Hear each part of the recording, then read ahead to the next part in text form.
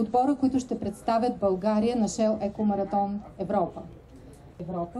И този отбор ще се състезава с соларен автомобил. За пръв път учениците и студентите в Shell Екомаратон ставят енергийния микс до 2050.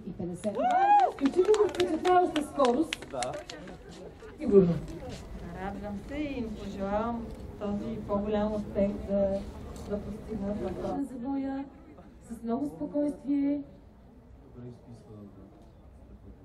Няма как толкова млади, амбицирани хора да не ги подкрепя с една прекрасна идея.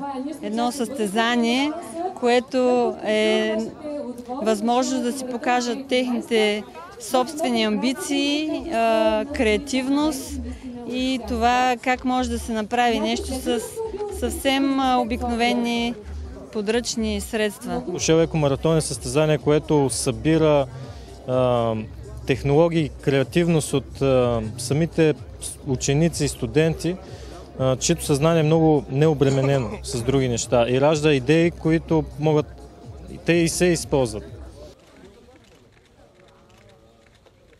Моля ви много аплодисменти, знам, че не всичко виждате.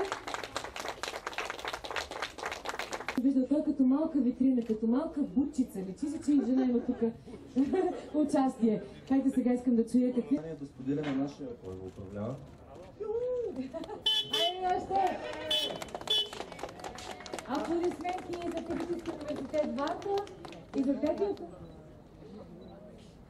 Виждате колко той съвсем от всякъде всичко е прозрачно, просто едно удоволствие да шокира. Както обикновено правят всичко на мускули, което е много българска черта, но те показват, че въпреки всичко парите, въпреки всичко не са всичко, въпреки всичко не са всичко е добро. И ето го резултата. Резултата е видим за всички, наистина. Браво! Димо каза, че правихте всичко на мускули. Много ли усилия ви костваше изобретението? Определено не е лека задачата.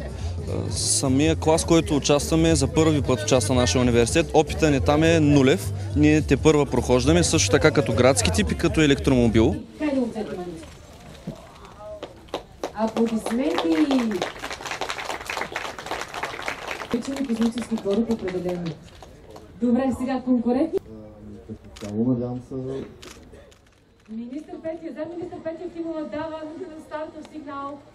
За коментар, знам, че ти не си ментор на Технически университет София, но те се нямат за това поеми.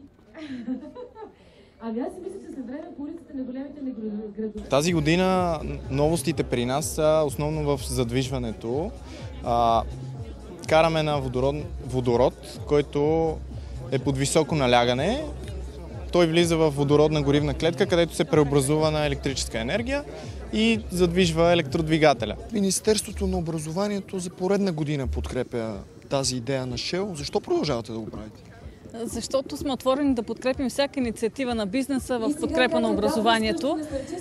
Тая връзка е двустранна. По този начин и образованието вижда пък какво иска бизнеса, особено такива инициативи, които са инициативи, показващи ни бъдещето. В известна степен днес виждаме част от бъдещето. Shell Екомаратон е глобална инициатива на Shell, която има 29 годишна история.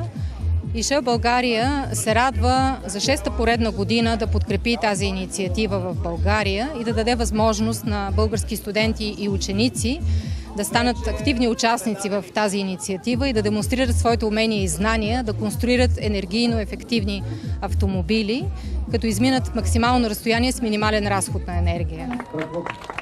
Аплодисменти!